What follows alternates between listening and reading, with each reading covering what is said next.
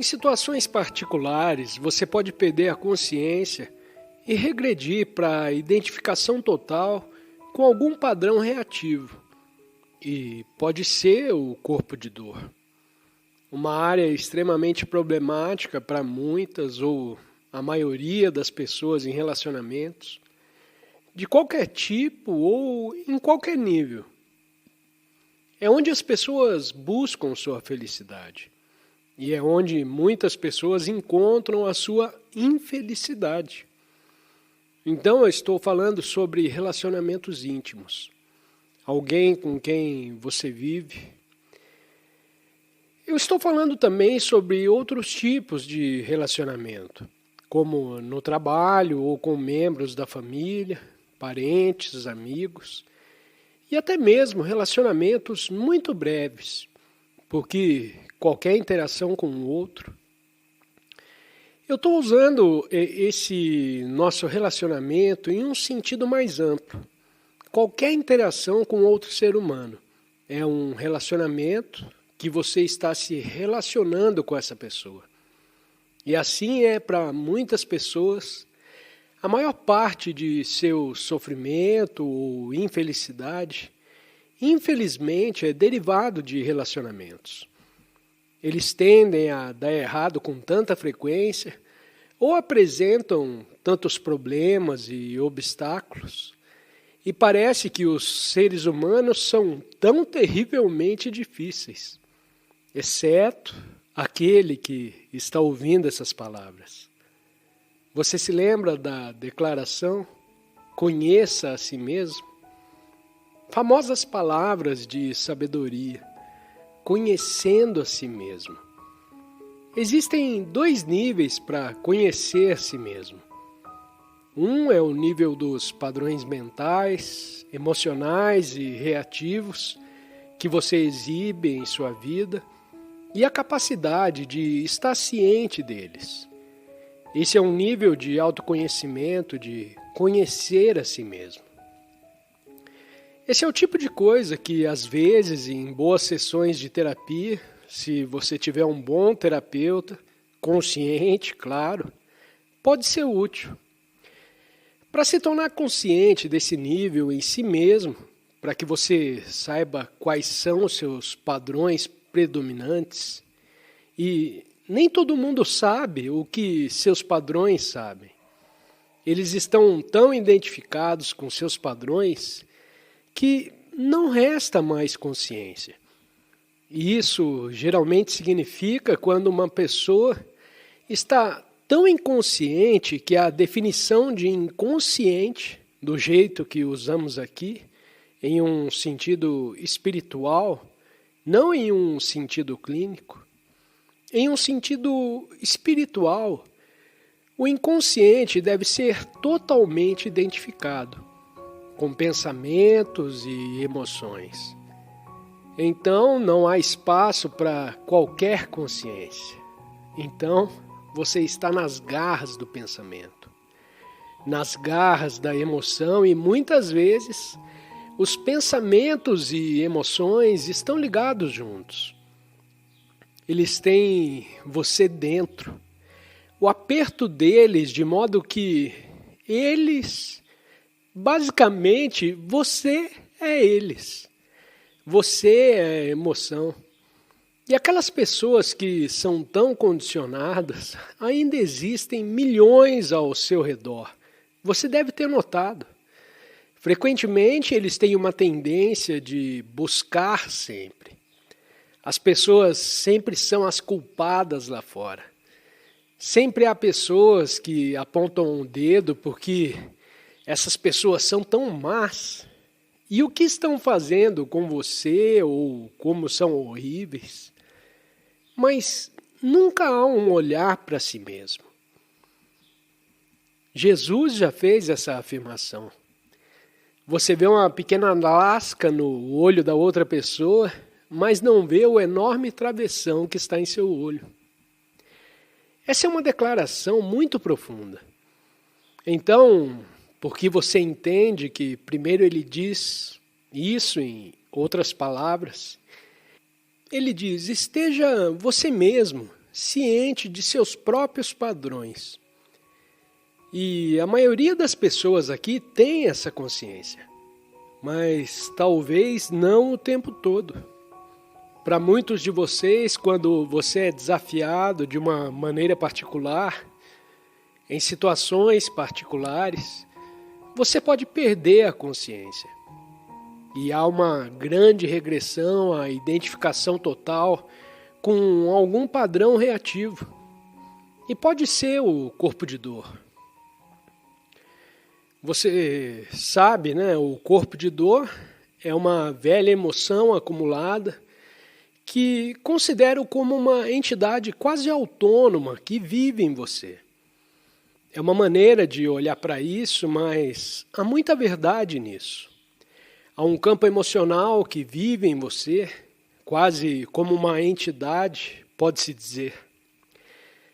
Eu sei que sou um pouco assustador, mas pode-se dizer que mesmo um pensamento é uma entidade. Quando você pensa um pensamento, é uma formação de energia. É um serzinho que você dá à luz. Então ele tem uma vida nele. Para a vida dele, ele depende de você. Mas na sua vida é uma pequena entidade. E então, em algumas formas de inconsciência profunda, ou quando há uma doença mental, às vezes pode acontecer que a mente seja completamente dominada por essas pequenas entidades de pensamento. E, portanto, você está totalmente ocupado. Sua mente está totalmente esburacada. Então você está totalmente ocupado com esses pensamentos. Eles fingem ser você. Então, isso é total falta de consciência. Então é essencial para o seu crescimento espiritual estar continuamente alerta e vigilante, para que você esteja capaz de estar lá em segundo plano, por assim dizer, com uma consciência em sua vida diária, para que você não seja completamente dominado pelos pensamentos e emoções que surgem.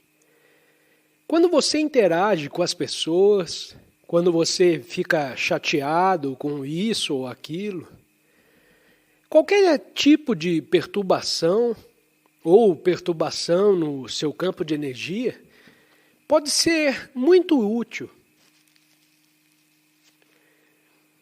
Não acredito que eu tive essa atitude. Olha, eu não deveria ter feito isso. Não fique chateado porque sou espiritual. Não fico mais chateado com essas coisas. Mas, honestamente, observamos o que surge. E então, como já mencionei, muitas vezes você descobrirá que é causado por certos pensamentos em sua mente. Certas interpretações, certas reações. Também pode acontecer que uma reação venha tão repentinamente que seja apenas uma emoção esperando para surgir. Uma emoção. E é isso que o corpo de dor faz, como você deve saber. O corpo de dor não está necessariamente sempre ativo em você. Há períodos em que a velha dor emocional que você ainda carrega contigo está adormecida e depois vai embora. Deixa você em paz por um tempo, e então você fica bem. Você conhece alguém, você e essa pessoa é adorável e tudo vai bem. E você pode passar algum tempo juntos e ainda está tudo bem. Então, vocês saem de férias juntos pela primeira vez. Então chega um momento em que outra coisa aparece, que também não está bem em você, ou através do outro. E o que acontece nas relações? O corpo de dor precisa se alimentar periodicamente de uma certa experiência que corresponde ao seu campo energético e frequência vibracional do seu campo energético. É a boa imagem externa do corpo pintado. Eu acho que é do Senhor dos Anéis. Tem um serzinho, não consigo me lembrar o nome. E até o serzinho já foi um ser normal. Um ser normal, de acordo com a lenda. Isso é uma espécie de mitologia moderna. Esse ser era uma vez um humano adorável, normal, e ainda existe. Embora isso tenha sido algo bom, esse ser foi completamente dominado pelo que eu chamo de corpo de dor. Ocasionalmente ainda há casos em que o ser original, que foi completamente dominado, ainda brilha. Logo, há um pouco de pequenos vislumbres de consciência que aparecem ocasionalmente. Então, você quase sente pena disso. Mas, novamente, o corpo de dor se apresenta. E você sente pena e cede. Então, imediatamente, com o tempo, o corpo de dor vai tirar proveito disso. Essa é uma adorável ilustração mesológica moderna, mitológica do corpo de dor, para observar que em você, nos relacionamentos, como periodicamente surge em seu parceiro ou em você, querendo algum tipo de drama, amplificando algo pequeno em algo grande, porque ele quer se alimentar da reação do seu parceiro. Ele vai querer a negatividade emocional. Ele precisa da negatividade emocional do outro para sugá-lo. Então você devolve aos outros o corpo de dor. E então, mutuamente, eles energizam um ao outro e isso é inconsciente. É assim que casais, muitos casais, a maioria dos casais talvez, a menos que uma consciência considerável exista em ambos, ou pelo menos em um deles, eles passam quase que periodicamente por isso e não percebem que é isso. E a princípio são até pessoas que sentem que precisam desse drama para sentir que o relacionamento deles ainda é real. Chega um ponto em que acaba ficando demais e a dor que surge com tanta frequência que fica demais e eles acabam dizendo que não podem viver mais com essa pessoa. Então você se separa, mas se você não tiver a consciência, essa também não veio para que você possa estar ciente do seu próprio corpo de dor, com o que contribui para ele. E aí você vai acabar repetindo a mesma coisa no próximo relacionamento. Então o corpo de dor precisa reviver a dor emocional por meio do drama. E de quem quer que seja. Geralmente é algo exagerado. É sempre reconhecível por ser uma reação exagerada a algo, um evento, ou algo que você disse, ou algo que você fez, ou algo que você deixou de dizer, ou você falhou em fazer.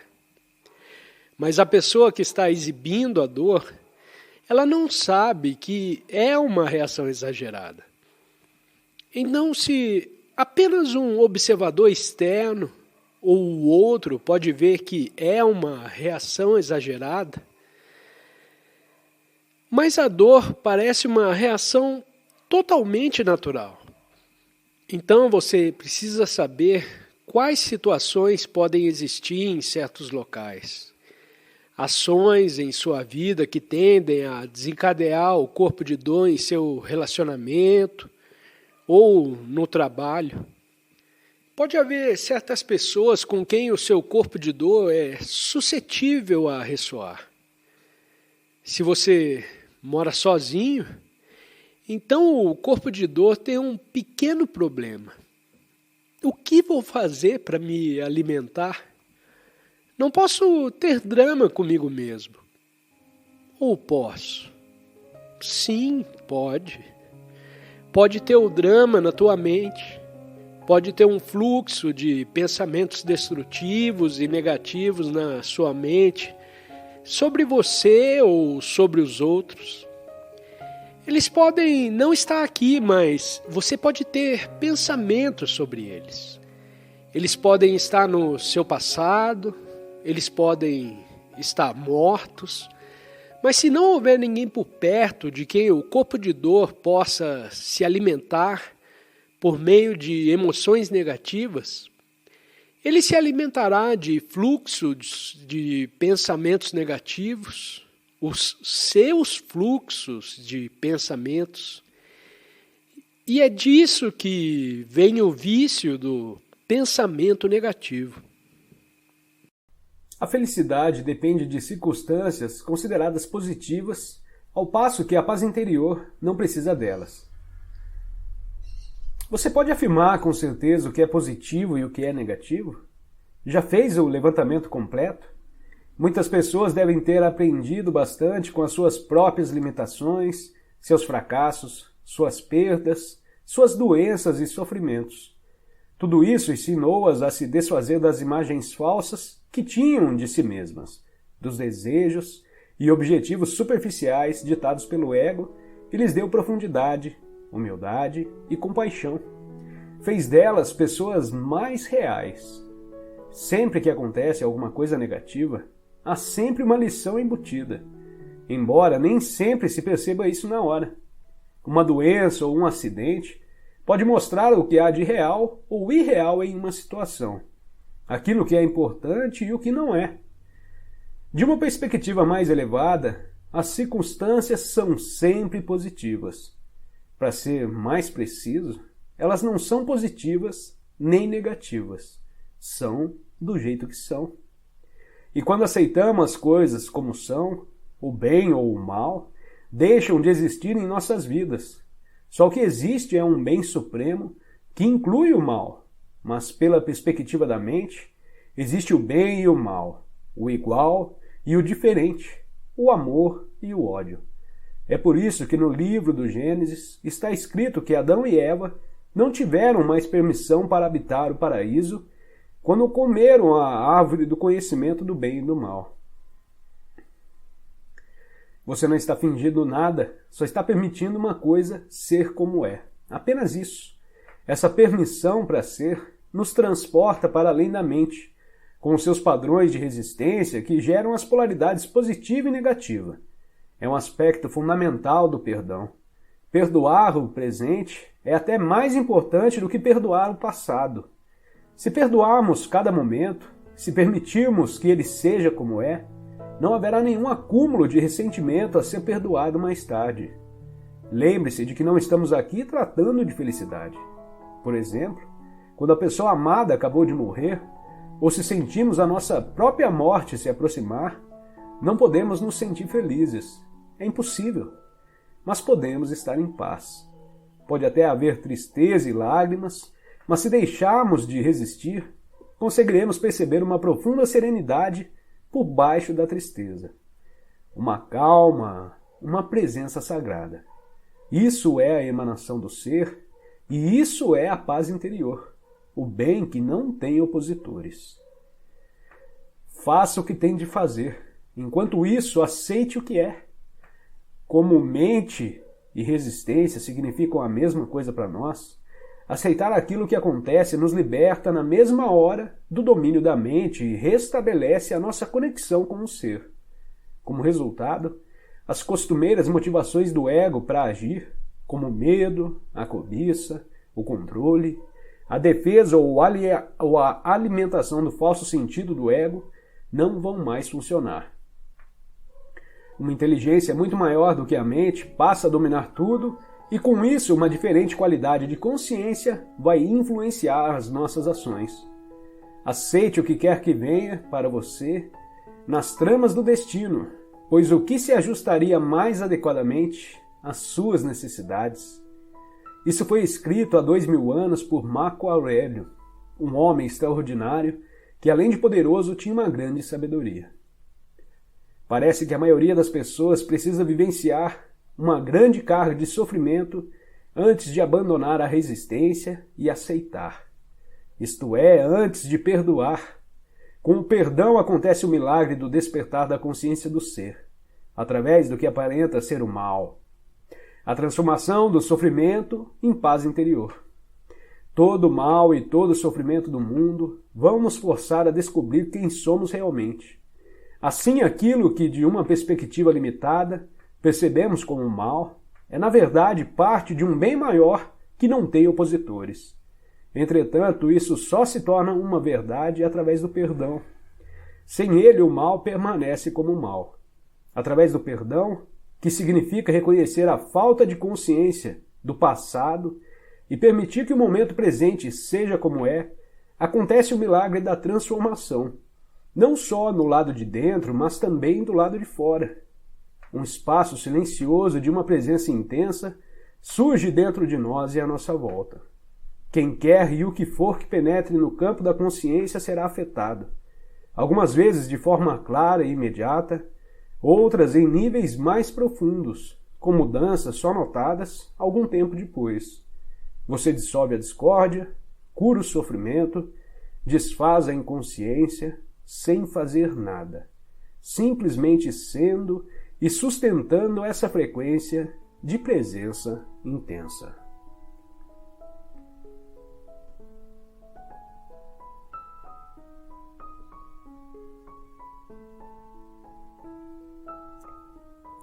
Toda resistência interior é vivenciada como uma negatividade. Toda negatividade é uma resistência. Nesse contexto, as duas palavras são quase sinônimas. A negatividade vai de uma irritação ou impaciência a uma raiva furiosa, de um humor deprimido ou um ressentimento a um desespero suicida. Às vezes, a resistência faz disparar o sofrimento emocional, caso em que mesmo uma situação banal pode produzir uma negatividade intensa como a raiva, a depressão ou um profundo pesar. O ego acredita que, através da negatividade, pode manipular a realidade e conseguir o que deseja. Acredita que, através dela, pode atrair uma circunstância desejável ou dissolver uma indesejável. O livro Um Curso em Milagres destaca corretamente isso ao afirmar que, sempre que estamos infelizes, acreditamos inconscientemente que a infelicidade compra para nós o que queremos. Se você, a mente, não acreditou que a infelicidade funciona, por que a criaria? O fato é que essa negatividade não funciona. Em vez de atrair uma circunstância desejável, ela a interrompe ao nascer. Em vez de desfazer uma circunstância indesejável, ela a mantém no lugar. Sua única utilidade é que ela fortalece o ego e essa é a razão pela qual ele a adora. Uma vez que você tenha se identificado com alguma forma de negatividade, não vai querer que ela desapareça. Em um nível inconsciente mais profundo, não vai desejar uma mudança positiva. Ela iria ameaçar a sua identidade como uma pessoa depressiva, zangada ou difícil de lidar. Você então passa a ignorar, negar ou sabotar aquilo que é positivo em sua vida. É um fenômeno comum e também doentio. A negatividade é completamente antinatural. É um poluente psíquico e existe um vínculo profundo entre o envenenamento e a destruição da natureza e a grande negatividade que vem sendo acumulada na psique coletiva humana. Nenhuma outra forma de vida no planeta conhece a negatividade. Somente os seres humanos. Assim como nenhuma outra forma de vida violenta e envenena a terra que a sustenta. Você já viu uma flor infeliz ou um cavalo estressado? Já cruzou com um golfinho deprimido, um sapo com problemas de autoestima? Um gato que não consegue relaxar, ou um pássaro com ódio e ressentimento. Os únicos animais que eventualmente vivenciam alguma coisa semelhante à negatividade, ou mostram sinais de comportamento neurótico, são os que vivem em contato íntimo com os seres humanos e assim se ligam à mente humana e à insanidade deles.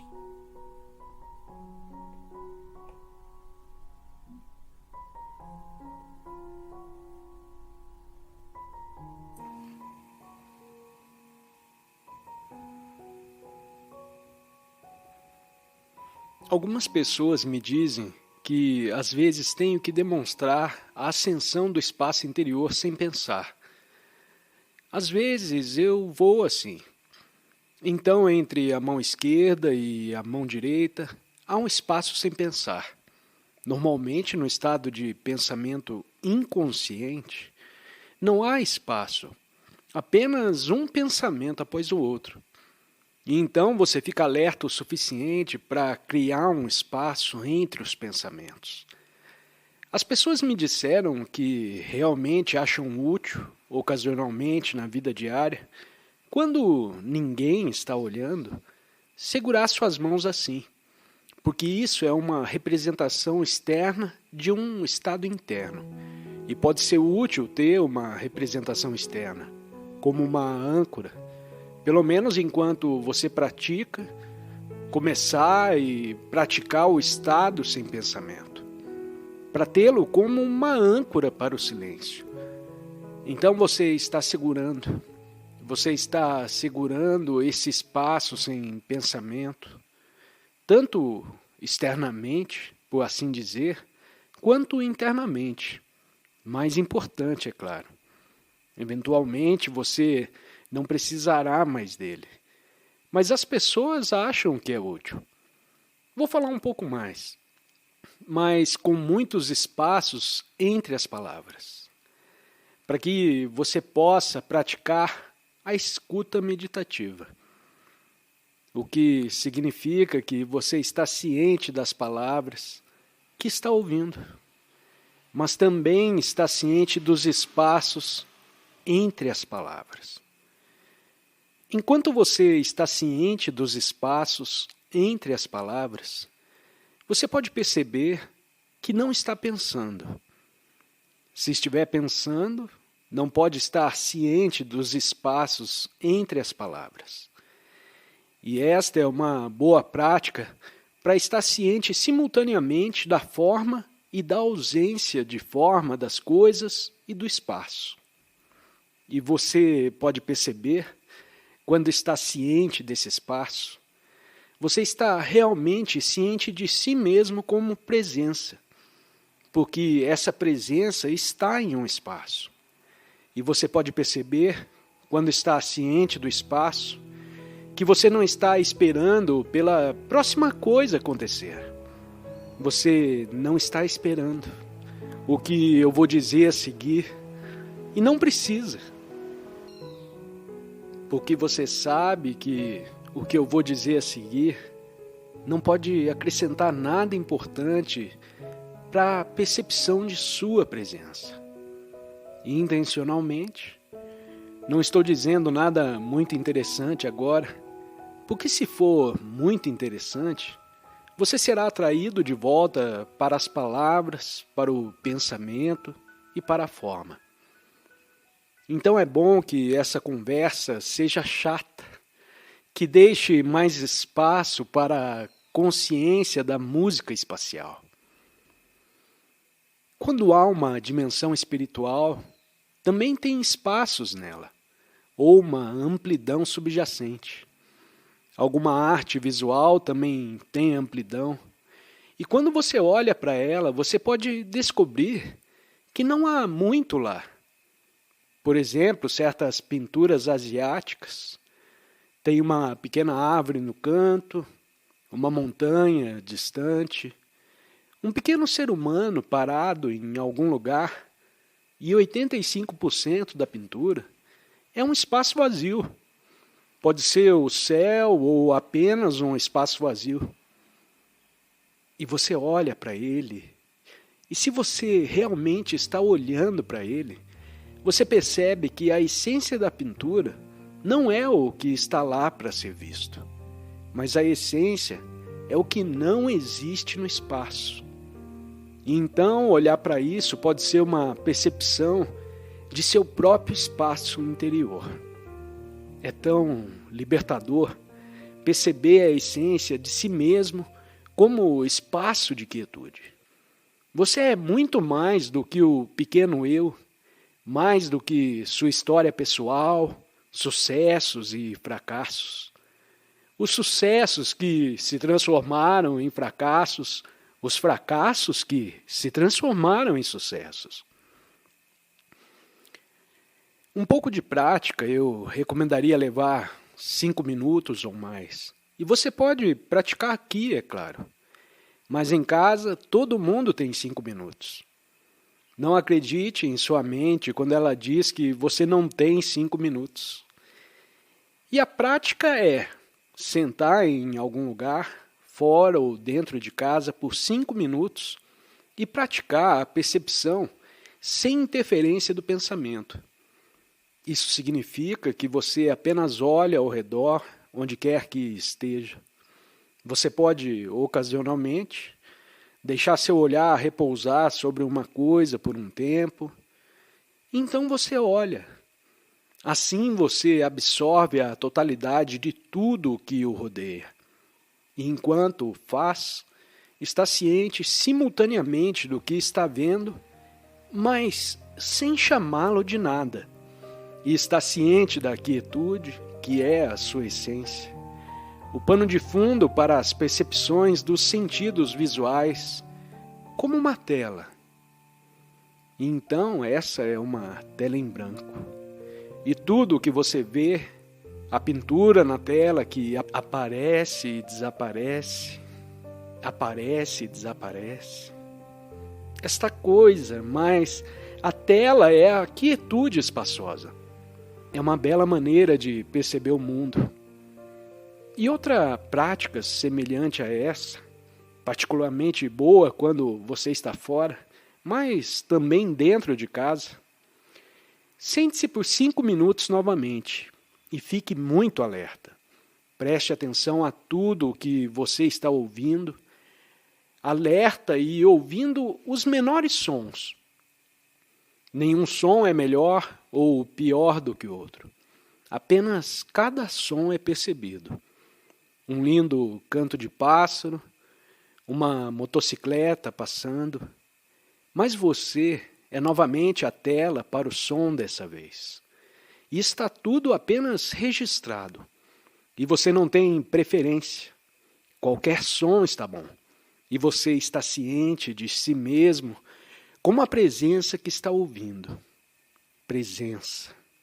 O estado de alerta que torna a audição possível.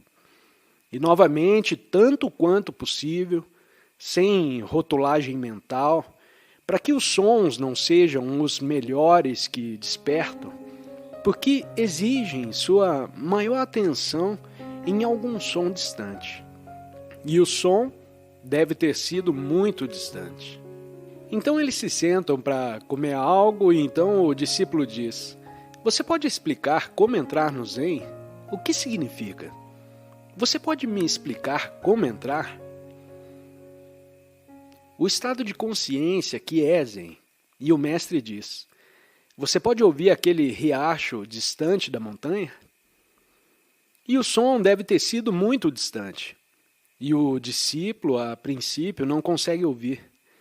Então ele fica mais alerta, e claro que conforme ele fica mais alerta, ele para de pensar, porque você não pode estar realmente alerta e pensar. O pensamento implica um certo grau de não alerta. Então o discípulo ouviu: "Sim, eu posso ouvir agora." E o mestre diz: "Entre Zen a partir daí."